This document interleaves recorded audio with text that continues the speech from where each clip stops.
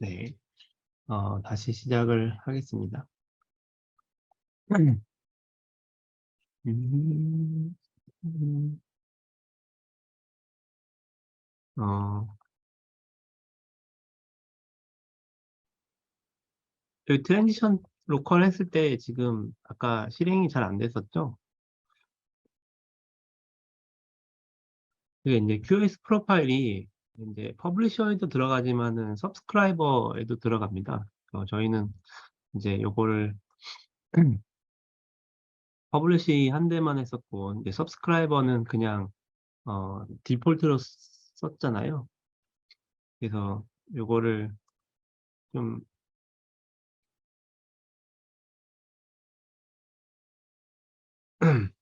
서브스크라이버랑 이제 좀 맞춰주면 아마 잘 될 겁니다. 이 QoS도 이제 발행하는 쪽하고 그 구독하는 쪽하고 매치가 되는지 안 되는지 체크하는 그 메소드도 있거든요. QoS 안쪽에. 그래서 뭐 다시 한번 아이고 다시 한번 해보면요. 하나, 둘, 셋.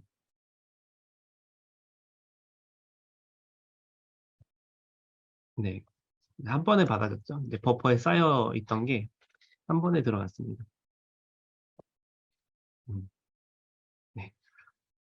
뭐 요거는 이런 식으로 적용을 하시면 되고요. 그 다음에 이제 저희가 앞으로 나갈 게, 요 밑에, 데드라인하고 라이프 스팬하고 라이블리니스는 이제 요 실습을 하려면 한 내일까지 요걸 실습을 해야 됩니다. 코드가 상당히 길거든요. 왜냐면 이제 데드라인을, 주기를 정해주고 이제 수발신되지 않는 걸 체크하는 코드도 넣고, 그 다음에 이제 그 콜백 함수를 넣어가지고 또 얘를 실행시켜줘야 되기 때문에 코드가 상당히 복잡해집니다. 또 이제 필수 코드만 넣어 들어가는 게 아니고 이제 어떤 상황을 하나 정해가지고 걔를 실행을 시켜줘야 되잖아요. 뭐 어쨌든 이런 게 있다라는 정도만 알면 좋을 것 같아요. 진짜 그래도 가장 기초적으로 요거 세 개 많이 쓰니까 요거 세 개만 좀 잘 사용하시고요. 라이프 스팬 같은 경우에도 이제 이 정해진 주기 안에 수신된 데이터만 유효 판정을 하고 그 주기가 벗어나면은 이제 토픽이 와도 무시를 하는 거죠. 이게 라이프 스팬이고요. 라이브러리 리스는 이제 노드나 혹은 토픽이 내가 죽었는지 살았는지를 판단을 해서 어 그거를 이제 확인하는 코드가 라이브러리 리스입니다. 이것도 이제 다 QoS 안에 집어넣어서 저희가 코드를 수행할 수 있고요. 그 다음에 이제 로스 미들웨어 QoS 프로파일이라는 게 있습니다.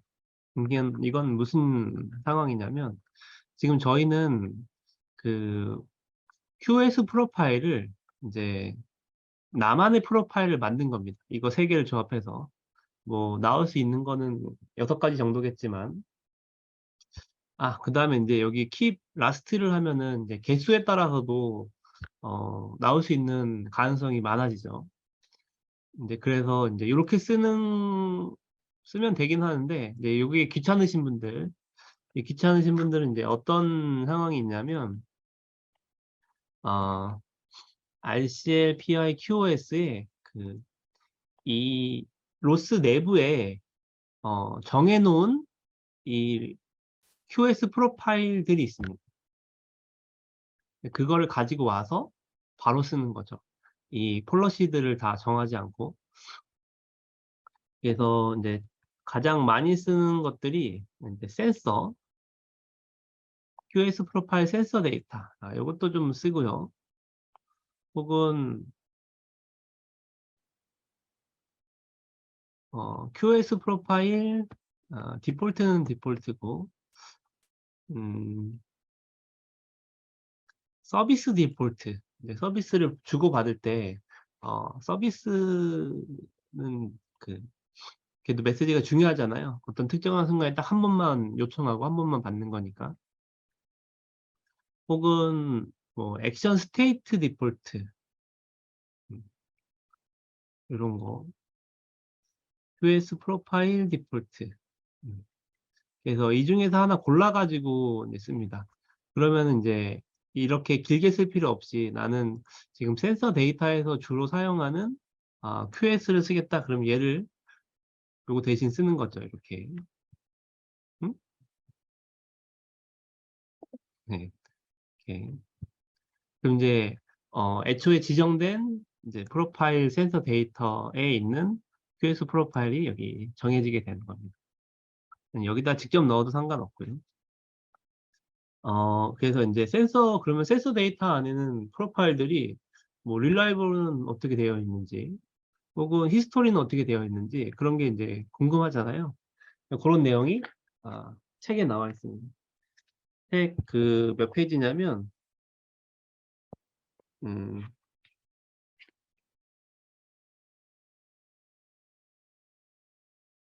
111페이지. 115페이지 밑에 표를 보면은 이제 저희가 썼던 센서 데이터가 두 번째 줄이고요. 그다음에 뭐 서비스나 액션 스테이트 이런 그 기본적인 데이터들이 있습니다. 봤더니 센서 데이터는 릴라이어블리티는 베스트 에포트로 되어 있고, 뭐 히스토리는 킴 라스트로 되어 있고, 뎁스는 5로 되어 있네요.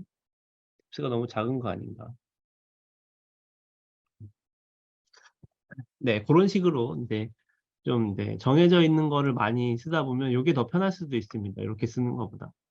이제 어떻게 쓰는 거는 이제 뭐 코딩하는 사람 마음이겠죠. 이게 더 좋으면 이걸로 쓰고 아니면 다른 걸로 쓰시고요. 네, 그게 이제 그 RMS Q 파일, RMS QS 프로파일 쓰는 방법이고요. 그 다음엔 그 표준 단위하고 좌표 표현 이야기를 해야 될 것 같습니다.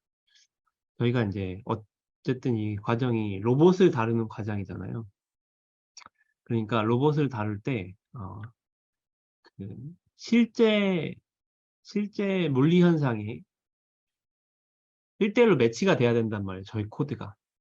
그래서 이제 중요한 게 좌표하고 그다음에 여러 가지 단위들입니다.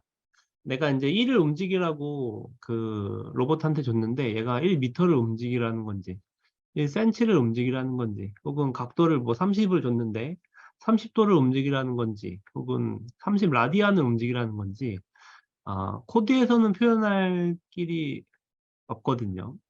단지 숫자로만 주는 거여가지고. 그래서 이제 로스에서 그 이제 여러 개발자들 사이에 서로 혼선이 되지 않게 딱 기준을 정해놨습니다. 이 기준은 국제 단위인 SI 유닛을 준수한다. 이게 기준입니다. 그래서 이제 길이 단위면은 미터를 쓰고요. 그다음에 질량은 킬로그램, 그리고 시간은 세컨드가 기준입니다. 어떤 함수들 보면은 미리세컨드로 환산해서 나오는 함수들이 있는데 로스 안에서 돌아갈 때는 이제 세컨드로 바꿔가지고 처리합니다. 근데 이제 얘는 인트로 처리하면 너무 간격이 띄엄띄엄이겠죠. 1초, 2초, 3초. 그래서 시간 같은 경우에는 이제 플러스로 기본 타입을 쓰고요. 전류는 암페어, 평면각은 라디안을 씁니다. 디그리가 아니고 라디안이어가지고 또 저희가 생각하기가 조금 한 번 더 생각해 봐야 되는데 어쨌든 뭐 표준이 라디안이라고 하니까 저희도 라디안에 맞춰서 코드를 짜야 됩니다. 그 다음에 헤르츠는 주파수는 헤르츠 1초에 2번이면 2헤르츠 뭐 이런 식으로 짜고요. 온도는 셀시어스, 네, 전압은 볼트 이렇게 국제 단위가 있으니까 이걸 준수해서 코드를 짜야 합니다. 그렇고요. 자, 그 다음엔 좌표의 표현 방식인데요. 좌표도 우리가 그냥 일반적으로 그 고등학교 때 수학에서 배웠던 그 카테시안 좌표라든가 아니면 폴라 좌표계 혹은 일단은 기본적으로는 이 직교좌표계를 쓰는데 이 직교좌표계의 각 축이 얘가 x, y가 바닥에 있는 건지 아니면 x, z가 바닥에 있고 높이가 y인 건지 이런 게 각 프로그램마다 다르거든요. 그래서 인제 뭔가 생각을 할 때 얘를 X축으로 움직여야 될지 Y축으로 움직여야 될지 막 처음에는 잘 모르겠고 한번 움직여 보고 내가 예상한 거랑 다르게 움직이는데 그러면 이제 Y를 좀 바꿔 보기도 하고 고런 일들이 많이 일어납니다. 그래서 이제 로스에서도 이제 2010 년부터 정확하게 "우리는 이 좌표계를 준수하겠다."라고 이야기를 한 게 이 내용입니다. 그래서 일단 회전부터 이야기를 하자면 내가 X 값을 플러스로 준다면 X축을 기준으로 해서 오른손 법칙을 따라 가지고 오른쪽으로 이렇게 감기는 쪽이 플러스 방향입니다. Y축도 마찬가지고 Z축도 마찬가지고. 아 그래서 회전은 반시계 방향이 정방향이라고 보면 됩니다, 위에서 내려다 봤을 때. 시계는 요렇게 움직이잖아요. 근데 반시계 방향이면 요렇게 움직이는 거니까. 내가 뭔가 Z축의 플러스 방향으로 회전시켰다 그러면 Z축의 반시계 방향으로 얘가 회전을 한다라고 생각을 하시면 돼요. 자 그다음에 좌표계를 표현할 때 인제 각 좌표계 X, Y, Z를 색깔로 표현을 하는데 아 X축이 레드, Y축이 그린, Z축이 블루입니다. 그래서 RGB 형식을 따릅니다. 네, RGB 형식. R이 X, G가 Y, 블루가 Z. 고렇게 인제 따르고요. 그다음에는 인제 각 좌표축이 이 로봇이 처음에 딱 정렬했을 때 그럼 인제 평면에서 '앞쪽은 어떤 축이냐?' 요런 게 정해져야겠죠. 그래서 인제 정해 준 게 ENU를 기본으로 한다라고 되어 있습니다. 그래서 앞에 E는 이스트고요. 그다음에 N은 노스입니다. 그리고 U는 업이고요. 그래서 X축의 플러스가 이스트, 그러니까 X축으로 플러스하면 얘는 동쪽으로 움직이는 거죠. 이쪽으로 이렇게 움직이는 거고요. 그다음에 Y축을 플러스로 하면 얘는 인제 정면을 바라보고 있을 때 북쪽으로 가는 상황인 겁니다. 그다음에는 인제 마지막 Z축을 플러스로 움직이면 위로 움직이는 상황이라는 거죠. 그래서 요런 좌표계를 ENU 좌표계라고 합니다. 그래서 로스에서는 ENU 좌표계를 기본으로 한다라고 생각하시면 되고요. 그다음에 인제 상황에 따라서 이 그 센서의 데이터가 좀 다르게 나올 수가 있습니다. 특히 인제 카메라 같은 경우에는 어 좀 다르거든요. 그래서 카메라에서 나오는 좌표계를 쓰는 데이터를 어 요 전미사 옵티컬을 붙여 가지고 따로 표현을 해 줍니다. 그러니까 변수에 표현을 해 주는 거죠. 그래서 이 좌표계하고 인제 로봇이 움직이는 그 위치하고 매칭을 시키려면 그러면 이제 이 옵티컬을 좀 좌표를 좀 바꿔 가지고 변환을 해서 적용을 해라라는 전미사를 붙여서 쓴다는 규칙입니다. 그다음에 NED를 쓸 때도 있고요. 노스, 이스트, 다운. X, Y, Z축이 노스, 이스트, 다운을 쓰는 것도 있습니다. 뭐 IMU에서 나오는 XYZ 좌표라든가 GPS에서 쓰는 신호의 좌표라든가 그래서 굉장히 수많은 센서들이 있기 때문에 거기에서 나오는 데이터가 로스에 맞으면 좋겠지만 한꺼번에 다 통일하면 좋겠지만 그게 좀 아니니까 거기서 받아오는 데이터 일단 변수에다가 전미사를 붙여 놓고 나중에 연산해서 쓴다 뭐 요런 규칙이고요. 그다음에 인제 회전의 표현 방식이 있습니다. 우리가 인제 30 도라고 하면 30 도를 보는 거죠. 근데 30 도를 회전한다 그러면 X라고 하는 각도에서 30 도만큼 회전하는 행위를 말하는 거죠. 그래서 회전하는 행위에 대한 단위나 규칙이 있습니다. 그 회전하는 행위의 단위가 쿼터니안인가 아니면 회전 매트릭스로 이 데이터를 처리를 할 것인가 아니면 고정축을 회전을 시킬 것인가, 이렇게 이제 세 가지가 많이 쓰이고요. 그다음에 오일러 각도가 있는데요. 오일러 각도는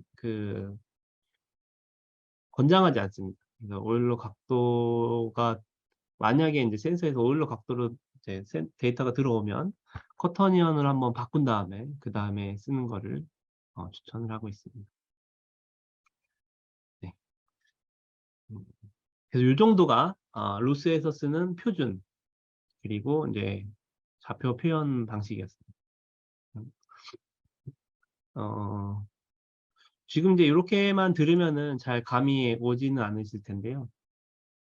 얘가 저희가 가제보를 쓸 거잖아요. 네, 가제보라고 하는 시뮬레이터를 쓸 건데, 가제보 시뮬레이터를 켜보면 이제 거기에 딱 이렇게 좌표계가 빨간색, 파란색, 녹색으로 표현되기도 하고, 그 다음에 XYZ 좌표계가 오른쪽에 쭉 정보가 나와 있는데, 이 로봇에 대한 정보거든요. 로봇에 대한 정보가 이제 이 로봇이 원점에서 얼마나 떨어져 있는지 그런 것들을 이제 이해할 때, 이제 이런 걸 머리 한쪽에 두고서 그 다음에 이제 로봇을 움직인다면 예상을 하게 될 수 있는 거죠. 그렇지 않으면은 일단 움직여 봐야지 얘가 어느 쪽으로 가는지 알게 될 거고요. 네, 아무튼 뭐 표준 단위 좌표 표현 정말 중요하거든요. 어떤 게 표준인지 잘 기억하고 코드를 짜야 합니다. 자, 그 다음에는 시간입니다. 시간. 표준 단위의 좌표 표현은 실습이 없어요. 그냥 잘 기억하시면 되고요. 시간은 실습이 있습니다. 네, 시간 요거 한 다음에 같이 실습을 하고 넘어가겠습니다. 일단 이제 아까 말했던 거랑 비슷하게 이제 공간에 대한 이야기였고, 이번에는 시간에 대한 이야기입니다. 그래서 그 로봇이 현실의 물리 현상하고 저희가 쓰는 코드하고 일치를 시켜야 하기 때문에 시간도 굉장히 중요합니다. 그래서 이제 로스에서는 시간을 다룰 때 이 스탬프하고 프레임 아이디를 포함해서 토픽을 발행시킵니다. 요 스탬프랑 프레임 아이디가 있는 그 데이터 타입이 헤더 타입입니다. 헤더. 그래서 헤더 타입을 많이 쓰고요. 이 헤더 타입은 그냥 시간이랑 프레임 아이디 두 개만 들어가 있잖아요. 근데 이제 어떤 인터페이스를 작성을 할 때 그 안에 들어가는 데이터 타입은 이 인터페이스의 타입이 될 수 있습니다. 그러니까 우리가 새로운 타입을 만들 때 맨 위에 헤더 타입을 붙여놓고 그 아래 우리가 쓸 수 있는 정보를 쓴다는 이야기죠. 이런 식으로 타입을 굉장히 많이 씁니다. 보통 카메라에서 나오는 그 데이터 타입도 맨 위에 헤더 타입이 들어가 있고 그 아래 뭐 여러 가지 이미지에 대한 정보, 메타 정보 들어가 있고, 네, 아래 각 프레임마다 정보가 들어가 있는 그런 형태로 나오거든요. 그래서 일단은 헤더를 붙여놓고 타입을 만드는 게 좋습니다. 왜냐면 시간을 확인하면 굉장히 여러 가지를 할 수가 있거든요. 네, 그래서 요 스탬프를 쓰고요. 근데 이제 이 시간도 한 세 가지 정도로 나누어서 볼 수 있는데요. 이제 절대적인 시간 하나만 딱 쓰면 좋겠지만, 좀 더 많이 활용하기 위해서 한 세 가지 정도로 나눠서 씁니다. 일단 로스 타임이라고 하는 게 있는데, 노드가 이제 생성될 때 기준으로 시간을 만듭니다. 그러니까 얘는 자기만의 시간이 있는 거죠. 자기 딱 실행될 때 0이 되고, 그 다음에 계속 증가하는 시간입니다. 유지 심 타임 파라미터를 이제 true로 놓고 노드를 실행을 시키면은 클락이라고 하는 토픽을 발행을 하는데, 발행하고 나서 이제 클락을 어디선가 구독을 하게 되면 시간이 지나가게 됩니다. 자, 그 다음에 시스템 타임이 있는데요. 시스템 타임은 이제 각 시스템마다 거의 뭐 절대 시간이라고 보면 됩니다. 지금 저희가 7시 21분에 같이 수업을 듣고 있잖아요. 여러 가지 이제 로스 개체들도 이 시스템 타임을 보면 전부 다 7시 21분을 가리키고 있습니다.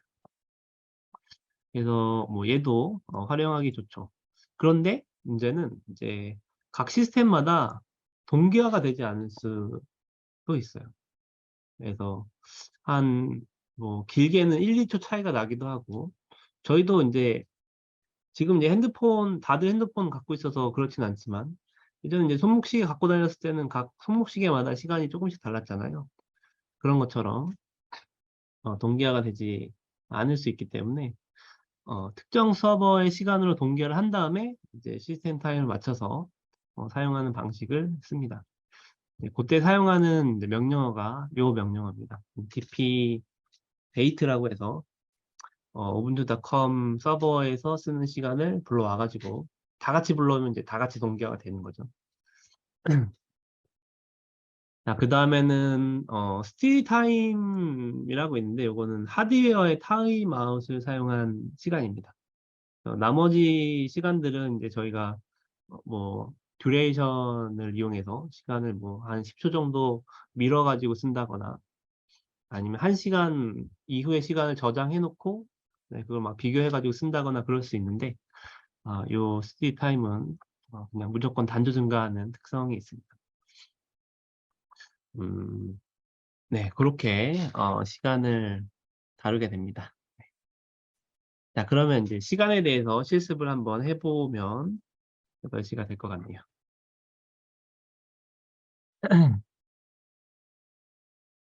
시간 노드는 하나 더 만들게요.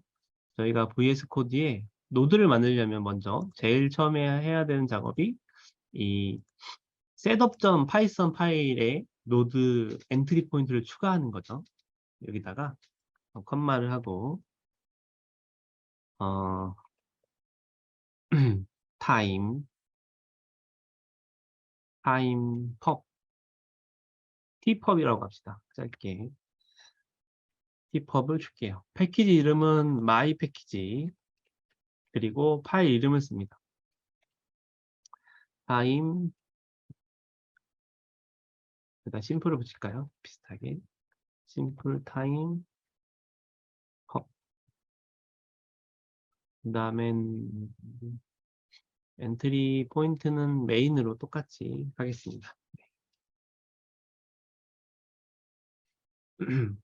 새로운 노드 만들기. 어제에 이어 이제 3번째 노드를 만들고 있습니다.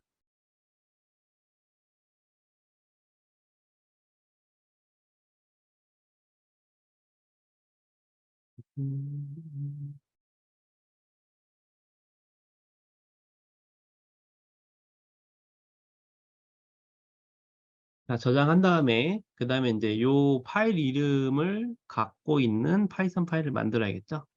여기에 있는 my 패키지에다가 새 파일 누르시고요. 요거 점 python 이렇게 파일을 만듭니다. simple time pub python이 이제 요 my 패키지 안에 들어가 있게 되겠죠.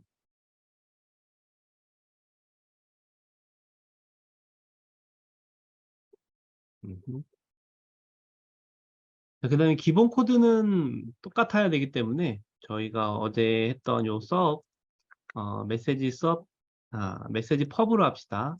메시지 펍을 전체를 복사해서 타임 펍에다가 붙여넣습니다. 그 다음에는 클래스를 저희가 tpub으로 바꿀게요. 클래스를 만들 때도 tpub으로 만들어야겠죠. 자, 그 다음에는 이제 메인 코드랑 밑에 쪽은 바꿀 필요 없이 저희는 이 클래스만 손을 보면 됩니다.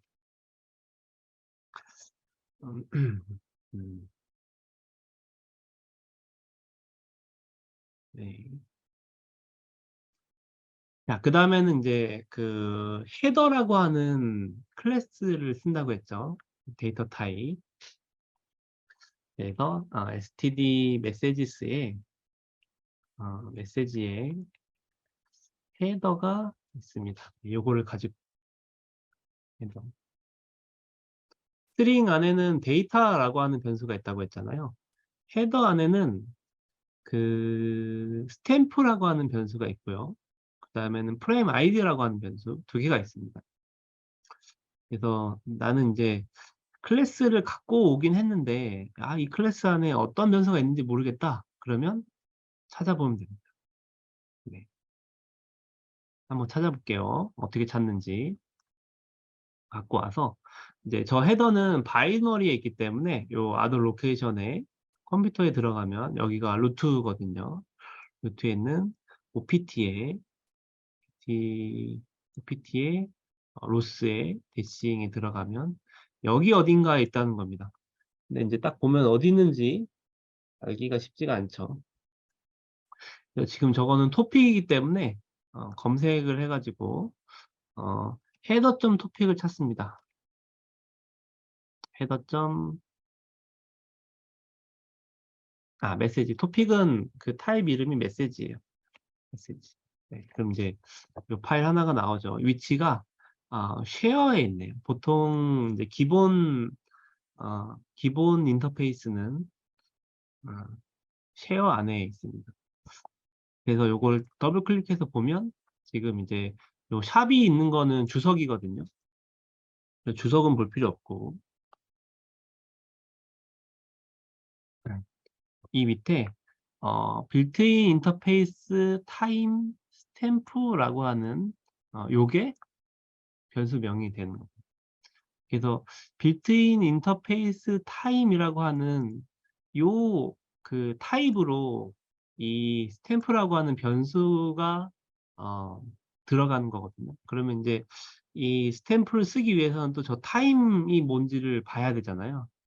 그래서 궁금하면 찾아보시면 되는데 일단은 그 노드라고 하는 클래스에서 time.now 메소드를 실행하면 반환되는 객체가 요 타임 객체입니다. 그러니까 일단 우리 찾아보는 거 여기까지 하고 사용하는 건 그렇게 쓰겠습니다. 그 다음에 frame.id가 있죠. 얘는 스트링으로 되어 있네요. 그래서 frame.id에는 뭔가 스트링을 넣으면 자료가 들어간다는 이야기입니다. 이런 식으로 인터페이스 타입을 찾아가시면 돼요. 자, 그러면 이제 우리가 해야 될 거는 여기가 스트링이 아니고 헤더 타입을 쓴다고 했고요. 요 QS 프로파일은 그냥 놔둡시다. 네, 그냥 놔둘게요.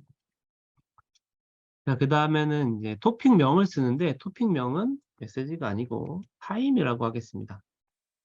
시간에 관련된 메시지를 헤더 타입으로 내보내는 그런 퍼블리셔가 되겠죠. 자, 그 다음엔 시간이 1초마다 내보내는 건 좀 그러니까 타이머를 0.1초로 좀 빠르게 발행을 해보겠습니다. 그리고 메소드 이름은 타임 펍이라고 이름을 바꿀게요. 타임 펍. 타임을 퍼블리시하는 메소드. 자, 그럼 일단은 이제 메시지를 헤더로 만들어야겠죠. 그다음에 그 헤더로 만들어진 메시지를 퍼블리시를 통해서 메소드를 해야 될 거고. 그다음에 이제 이 헤더 안쪽에는 데이터가 있는 게 아니고 뭐가 있었냐면 스탬프가 있었습니다. 그렇죠? 그래서 스탬프에 뭔가를 넣어줘야 되고요. 그리고 또 두 번째는 프레임 id라고 하는 변수가 있습니다. 얘는 스트링으로 뭔가 어, 됩니다. 이건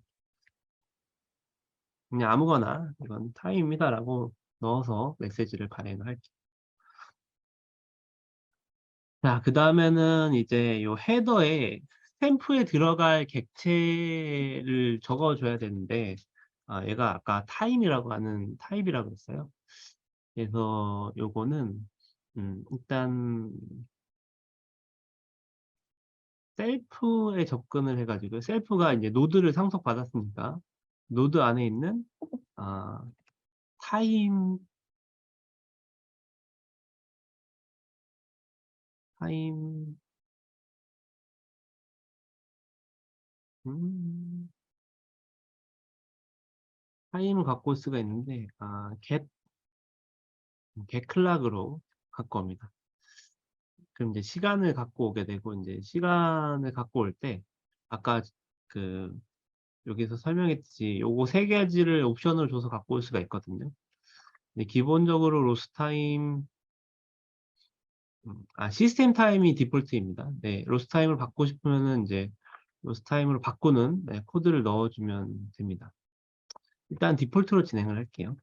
그래서 저게 갖고 왔으면 여기 접근해가지고 이제 현재 시간을 가지고 옵니다.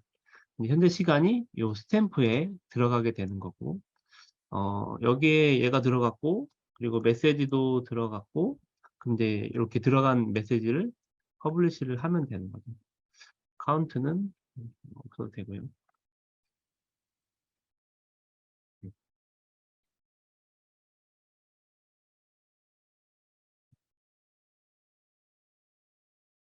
네. 그러면 이제 저희가 시간을 내보내는 함수는 완성을 했습니다. 음, 이제 얘를 받는 함수가 있어야 되잖아요. 그래서 이 받는 함수도 어, 따로 만들어 볼게요. 자, 요건 이제 요대로 저장하시고, 음, 셋업.python에 들어가서 컴마하고 이제 네 번째 노드를 만듭니다. timesub이라는 노드를 만들고요. my package에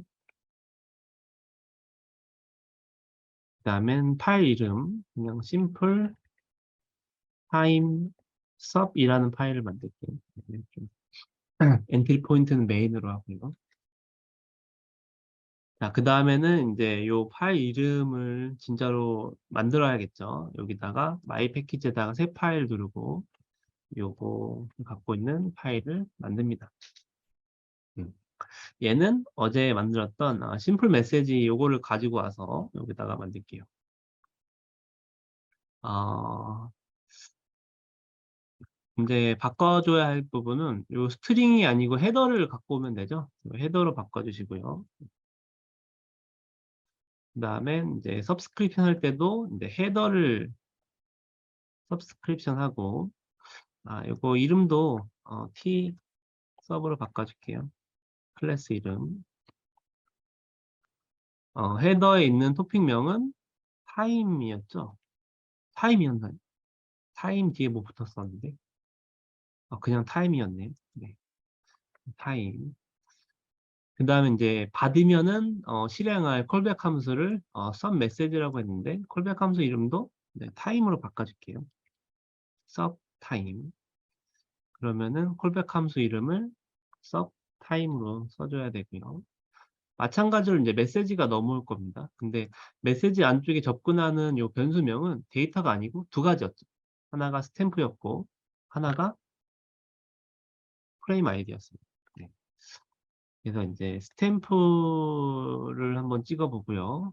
그리고 또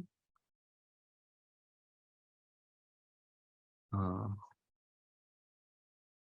프레임 아이디도 한번 찍어 볼게요. receiving time 는 receiving frame ID. 근데 이제 문제는 이 스탬프가 어떤 클래스라는 거죠. 그래서 이렇게 그냥 스트링으로 처리하게 되면 클래스 객체의 주소가 나와버립니다. 근데 우리가 알고 싶은 거는 이 스탬프 안에 현재 시간이 얼마인지 알고 싶은 거잖아요. 그래서 이제 얘를 볼 때는 그 스탬프에 들어있는 메소드가 있습니다. 현재 시간을 스트링으로 내보내는 메소드. 그래서 이제 그게 여기서 접근하면 보일 수도 있거든요. 한번 봐볼까요? 메시지 스탬프 점 찍으면은 프롬 메시지도 있고요. 세컨드, 나노 세컨드도 있고요. 투 메시지도 있네요. 메시지, 투 메시지. 어,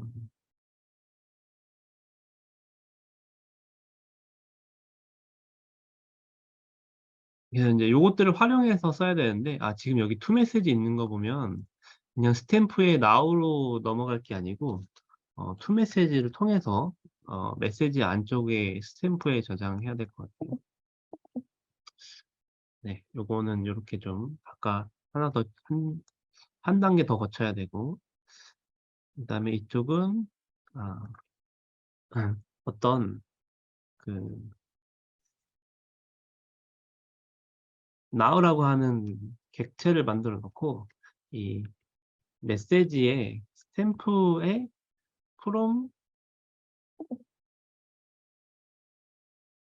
메시지 요 메소드를 써서 now를 받고, 그 다음에 이제 now에서 뭘 뽑아내야 되냐면 세컨드 세컨드 now 세컨드를 이제 따로따로 튜플로 나올 테니까 그냥 이렇게 써보겠습니다. 세컨즈 나노 세컨즈 이렇게 한번 받아가지고 한 건 자동 완성이 안 돼가지고 이 위쪽에서 다시 한번 확인해 보면요. 음,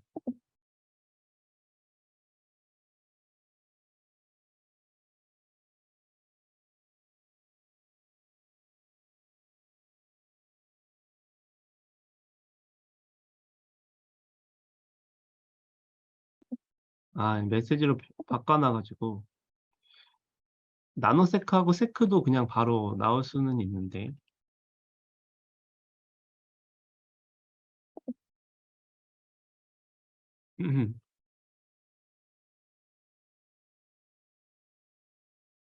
이렇게 한번 확인해 보죠.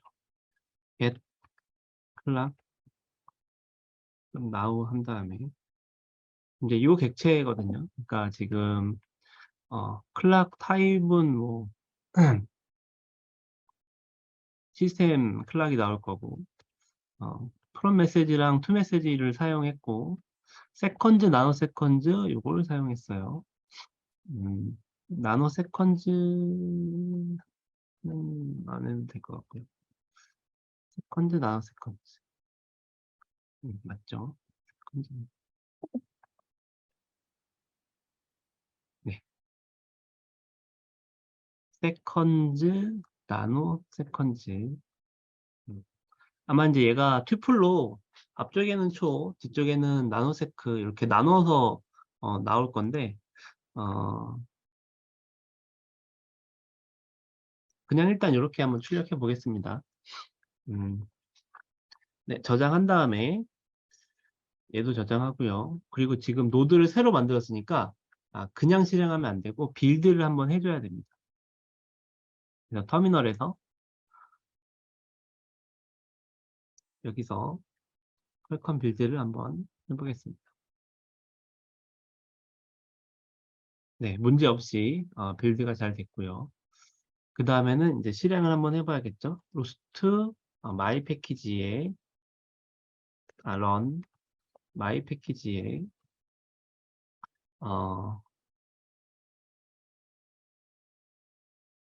일단은 퍼블리시 p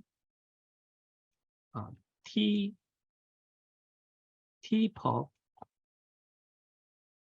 펍을 하고, 그 다음에 아래쪽에는 마이 패키지 tsub. 그럼 이제 뭔가 타임은 from 메시지를 갖고 있지 않다.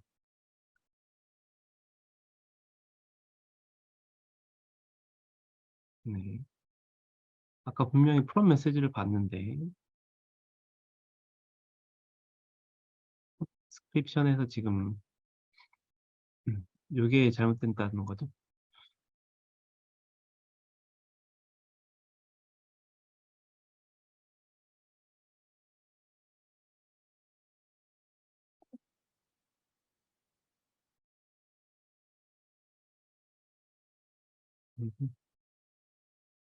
지금 이제 여기서 쓸 수 있는 거는 get field and field type, 나노세크하고 세크 두 개를 써야겠네요. 수 없이 나노세크하고 세크로 하겠습니다. 저 스탬프가 여기 있는 스탬프니까 나노세크.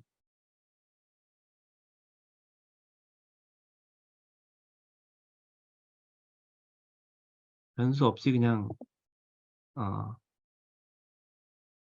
이렇게 메시지점 스탬프에 나노세크하고 어,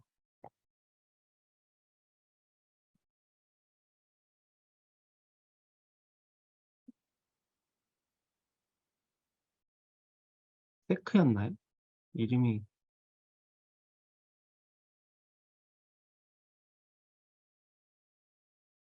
음,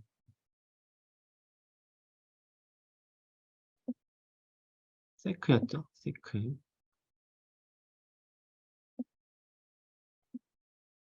음.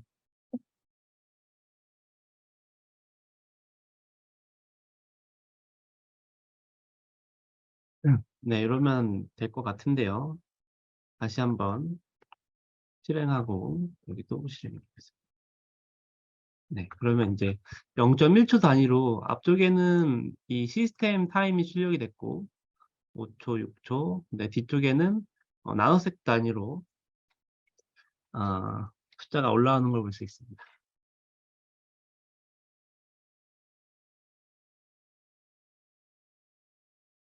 자, 지금 42분인데요. 네, 여기까지 실습하는 시간을 드리겠습니다. 칸을 좀 나눠가지고 이쪽은 서 이쪽에는 터, 서.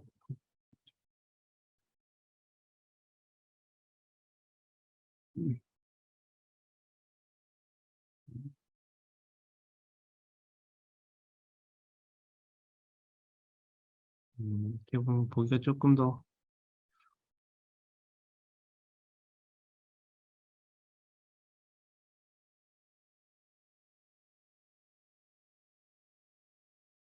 네. 음, 위쪽은 임포트 하는 거 다 똑같으니까요. 밑에 쪽만 좀 밑에 쪽 위주로 확대해서 보여드릴게요.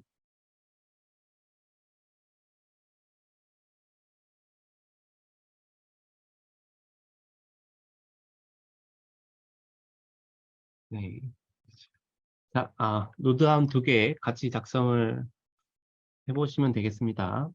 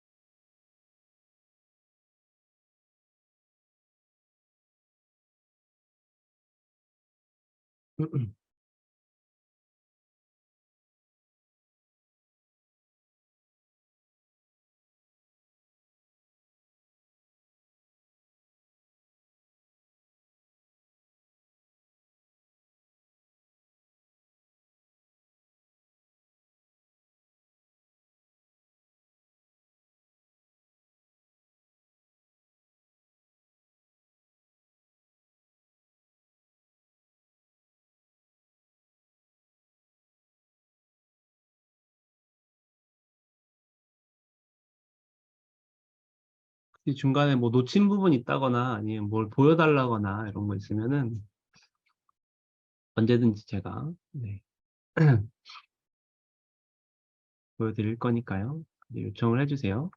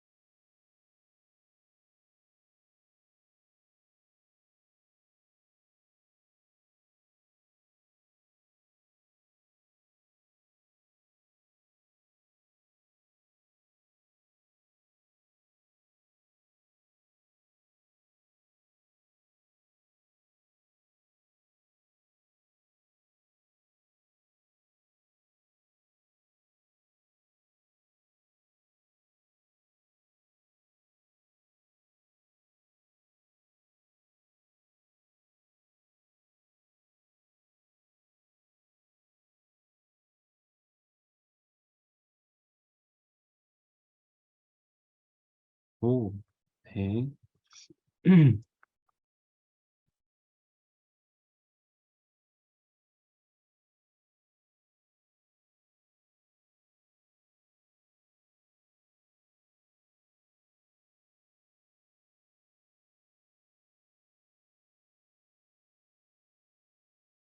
아, 헤더 타입이요? 이유는 딱히 없고요. 이유는 딱히 없고,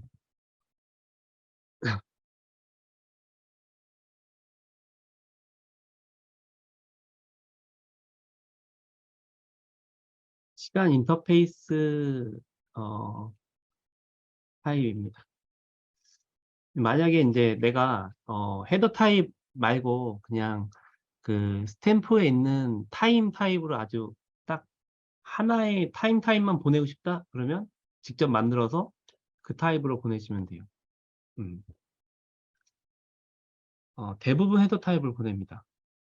뭐 센서에서 값을 읽어와가지고 그 값을 이제 처리할 때 헤더를 붙여놓고 센서 값을 넣어요. 근데 그 토픽, 특정한 토픽에 해당하는 이 센서 값은 몇 초에 만들어진 센서 값이네? 라고 우리가 파악을 하고 그 코드에 적용해가지고 쓸 수가 있죠.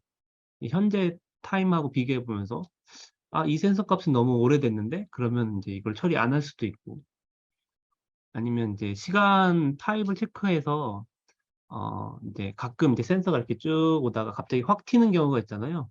그럼 이제 얘를 어, 좀 평균 처리를 해가지고 이제 앞쪽 5초나 5초 동안 갖고 있는 센서 값들을 이제 범위로 묶어가지고 평균 처리를 해서 사용을 할 수도 있고요. 상황에 따라서 굉장히 다양하죠. 시간 응용하는 부분은. 대부분 이제 헤더 타입을 붙여서 보낸다고 생각하시면 편합니다. 쓸모없는 정보라 그래도 헤더 타입이 그렇게 사이즈가 큰 타입은 아니거든요. 그러니까 그냥 일단 붙여서 보내놓고 나중에 응용을 하는 거죠.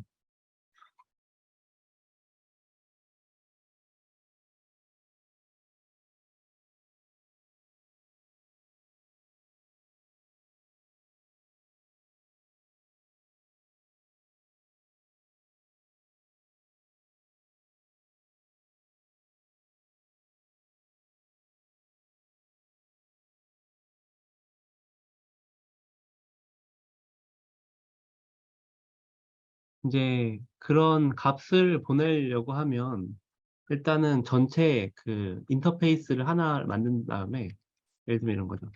my 인터페이스라고 하는 타입을 만들고 이제 거기 안에 헤더 타입을 하나 넣고 그 다음에 그 안쪽에 뭐 스트럭트로 묶어가지고 이제 my sensor values 그런 것들을 쭉 넣어가지고 이렇게 한꺼번에 묶어서 보낸다는 이야기입니다. 내가 원하는 데이터와 헤더를 묶어가지고 새로운 인터페이스를 만들어서 이제 처리를 하는 거죠.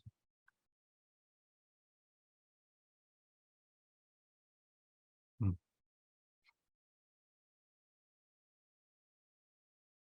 그래서 우리가 내일은 나만의 인터페이스 만드는 실습을 할 거거든요.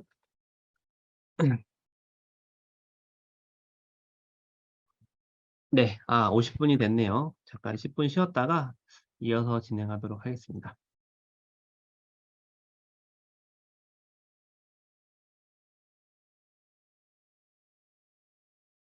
음.